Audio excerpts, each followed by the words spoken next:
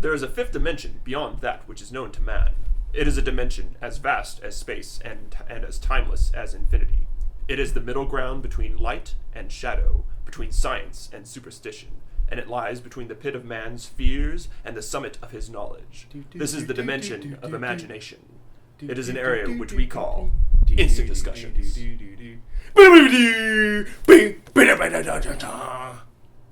Welcome to Instant Discussions.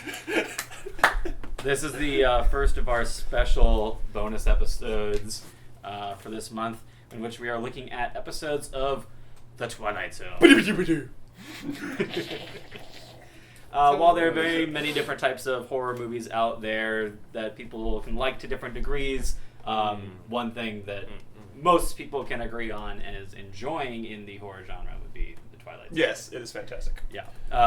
They're all kind of these... Spoilers. Yeah. Wow, fantastic. Little plays done that have their... Yeah, they're like these the individual stories. So each one, some people can like ones more than others. So what we've done is we've each picked 2 episodes to focus on.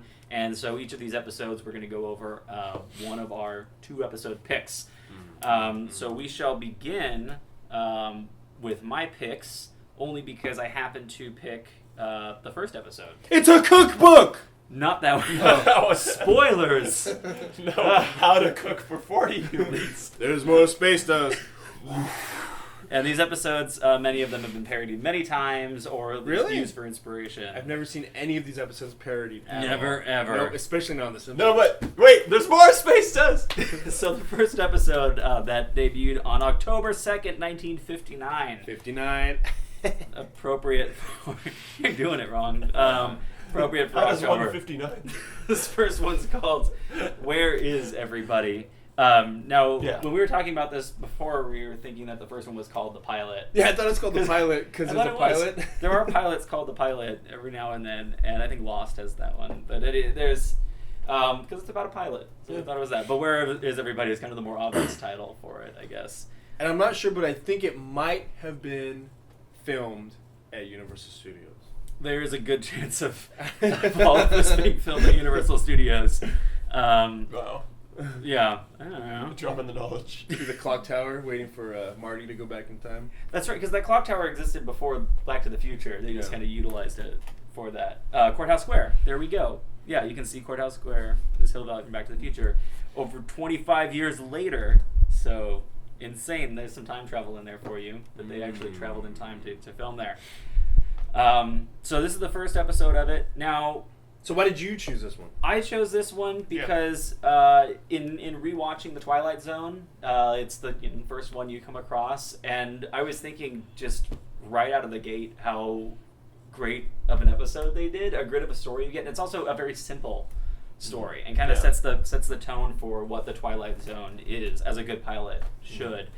And also, I love the nightmare element of it. There's a lot of Twilight Zone episodes feel like something out of a nightmare you wake up in. And this is, I'm sure I've had nightmares similar to this, of just the, like, wandering around and no one's around and you don't know why. And it's that creepy feeling of where is everyone? Yeah. That's the name of it. And this one then takes another step for that, because not only is no one around, but also he gets the feeling that someone's watching him, and that someone was just there, because there's like the cigarettes. For a there moment, I thought that at that point that it was like alluding to, and that the twist at the end was gonna be that he was like in some kind of world that we were just, and it was breaking the fourth wall, and we're watching. Yes, him. we're watching him. Yeah, there could easily be a fourth wall break there. Like the Truman Show. Yeah. Yeah, similar. Yeah, kind of like that. And originally, when I saw this, I thought that he was going to be dead. There's another thing. Like now, have you? Do you remember seeing this one before? Oh, yeah. You rewatched them a bunch. Did you remember this one? Or? No, Cool. Well, I didn't remember this one when I first started rewatching them on Netflix. I'd watched the Twilight Zone marathons, and I remember as a kid I used to watch the VHS of the Twilight Zone all the time. But there's lots of them you don't remember all the time. I really like this because it's really the perfect first episode. Yeah. you have him going insane. You know, he's in his own mind. He ends up being, you know, a pilot going to the moon, and then you find out there's something real going on. And, and the whole thing about, and even what thing that I liked about Twilight Zone is some episodes go into like really deep science for back then. Yeah. Like some of the terms they're using. Like it was just a really good first episode. Good heavy science in it. You've Yeah. got them not only dealing with nightmare scenario, but also dealing with the thinking. They were trying to think about the psychological effects of traveling Alone into space. And this is What was it? It was like 460 something hours or something. Yeah, That's a long ass time. So this is pre-travel to the moon. Yeah. This is before the first moon landing. So people were thinking about traveling in space. Space was an exciting topic at the time. And so to go with the terror of that, this is kind of like Gravity before Gravity. Talking about the terrors of space travel. And this one's better. They it's fortunate that the trip to the moon didn't have just one person, and that would have been kind of silly to have without Gravity the having movie. backups. Sorry. Yes, Gravity the movie. Okay, not Gravity the physical phenomena. It's like Gravity existing before Gravity existed. Yes. In case this episode gets lost in a time loop where the film doesn't It exist was yet. Gary Wahlberg. Yes, So you Wahlberg's- thought it was Gary Wahlberg, and it definitely was. Well, it was the Wahlberg's father. Oh, I'm just kidding. I have no clue. okay, great. The music was by Bernard. Mark's father. Yeah. Well, now I have to look it up. It's like, what? Yeah. Doesn't show anything. What? No! He died 2 years ago. Good job bringing that up. All right. The music was by Bernard Herrmann, though, who did a lot of music for Alfred Hitchcock's films. The music is Psycho, amazing, so too. yeah, that's something that really helps the films as well. Great score for it, especially for television. You get like this amazing little movie. And it's kind of crazy for back then, for the time it being 1959. That's what actually, yeah. Like when you look at like people going crazy because they're listening to this radio program and they kill themselves. I mean, the stuff that the Twilight Zone was doing was pretty insane to me. Yeah. Compared to what else was going on. Oh, just thinking of all the kids that had nightmares back then. Oh, Pushing I the can envelope. Yeah. I appreciated that it did actually feel like mini movies. Yeah. Yeah. It feels like it's a mini movie, not like So let's. an episode. Should you do thumbs up, thumbs down for this one or something? Let's do my favorite part. My favorite parts were just him finding. I guess was him finding stuff. So the food freshly like made, the cigarette. Yeah, that's burning still. Yeah, and, because then you're like, shit, what's going on? And then the movie it's like theaters fucking Young explain- Frankenstein. That's what I thought of. Was just like Young Frankenstein, the cigarette, cigars. He finds the mannequin in the car.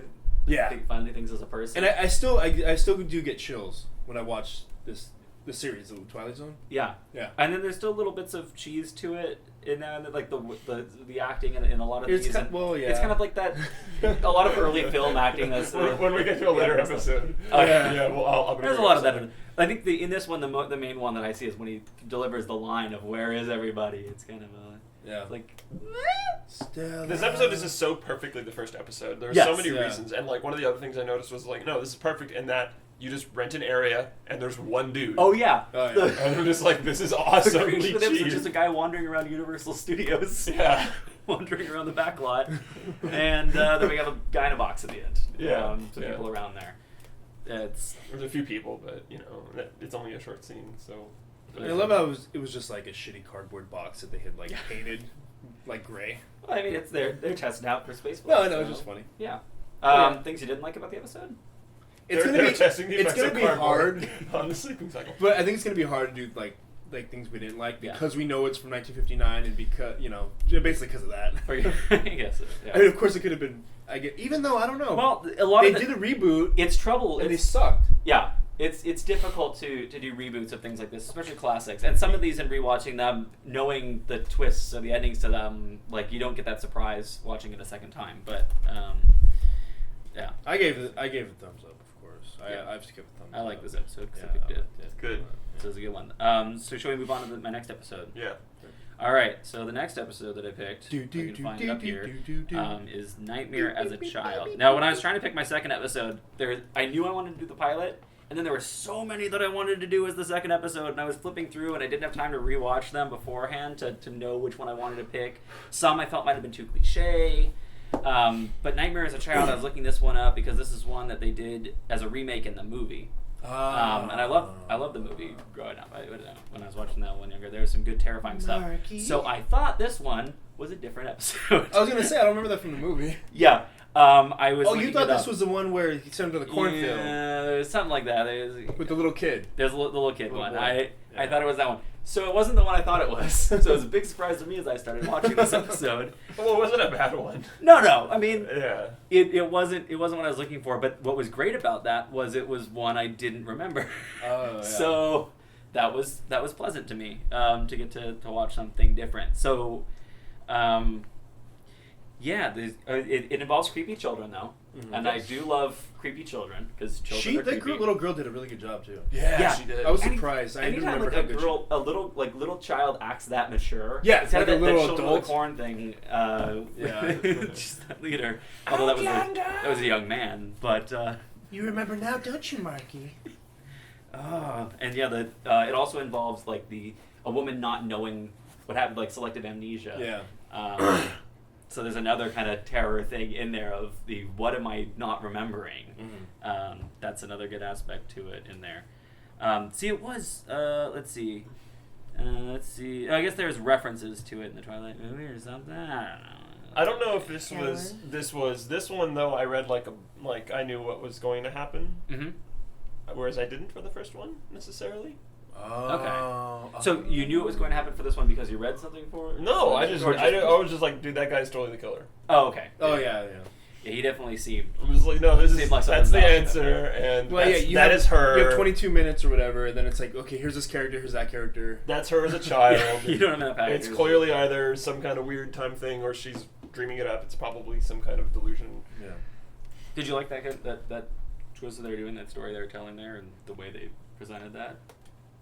Yeah, I guess I wish. I mean, like for mine though, I wish that it was a little less obvious. Like the girl being obvious is fine, but I wish it was a little less obvious that he was like the killer. If it were made into like if it was a longer movie and they had time to establish more of a backstory, more characters that you can get to know. Yeah, because it's just like, oh, it's only these three. The only three. I wonder who's the killer. It's kind of like the problem. Is it her? Is it her? Like a procedural drama where like there's a guest star, and you're like, I guess it's gonna be that person. Yeah.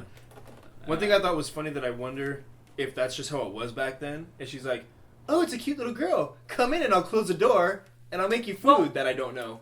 I think that to me it's. You're not as worried with a little child, especially at that time too. Before you have this propaganda about not letting little children into your house, that was the Twilight Zone. But having, like, there's a child outside that you don't see any parents with.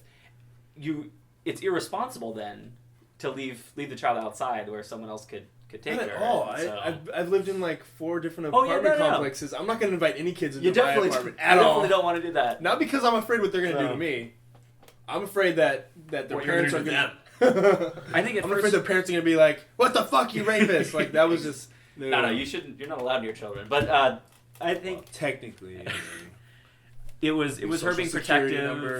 Her being protective of her until her parents arrive. But also there could be that like something familiar about her. Her grandma that she wants to take her in, and the familiar. Because she didn't have parents. Because it's her. Yes. It's her grandma. Yeah. Pay attention. Don't you remember? Don't you remember Helen? And they have that old Helen, that weird accent. They all did. I love that old accent. Oh. Right, quiet, she. Yeah, and it was definitely creepy her being with that man being there, the murderer being there. Yeah. Just waiting for her to remember. So do you guys have any favorite parts? Yeah. Of this one? Mm-hmm. To me, like the reveal was like you already knew. You see the picture, you're like, oh, that's her. Okay. I think just the creepy child being a creepy child, that's my favorite part. Yeah, that was my favorite part. Hot chocolate. I think my least favorite was the killer guy when he like went to explain everything. Yes, right. And then I did this, and then I killed her, and then I went for you, but you screamed, you see? And I was like, all right. The Bond villain of exposition. Yeah. And now you're gonna die. And then a second later, she runs. Yeah. It's like, oh, now you're running. Okay. You better run, or I'm gonna murder you. So the only thing that's connected to the Twilight Zone movie in there is there's the teacher segment The Good Life that's named Helen Foley. Foley. So named after the character from this one. So it is not one that was redone later. And also one of the episodes that does not list anything of any other pop culture references made to this episode. So not really a highly remembered one. But it was one of my favorites. Written by Rod Serling. So yeah, not one of my favorite ones. So I was a little saddened when I picked this one because it wasn't. That's what I thought when I saw the name. Yeah, I thought that's what it was. Yeah, I think it's so now I gotta hunt for that one. Yeah, when he sends him to the cornfield. But yeah, Creepy Children. This one's from April 29th, 1960. Still from season 1 because they had so many episodes in season 1. So, I think I'm gonna give it like a semi-erection, 2 of them. Yeah, like a little hitting themselves in the tips. Kind of. Like it was snapping turtle. Like it was good. No, it was a good episode. I think it's on the lower end of Twilight Zone episodes. I still enjoyed it, but yeah, it wasn't like it wasn't. It's not your favorite. It was not great. All right. Well, thank you for watching this one. Check out more of our episodes of our regular Instant Discussions for the movies. And next time on this Twilight Zone special, we will be talking about 2 episodes that Steffan has picked, which are going to be Eye of the Beholder and what's the other one called? the one with the thing. There Was Time Now? Yes, something like There Was Time Now. Time now at last. Time at last. Something like that. I have the Beholder and the Time one. So the one where there's time now. I think it's 1-8. We'll have it posted on the description for the next Time one. Enough at Last. Time Enough at Last. All right. Wow, I actually got the episode number right. That's awesome. All right. So thanks for watching. We'll discuss this next week.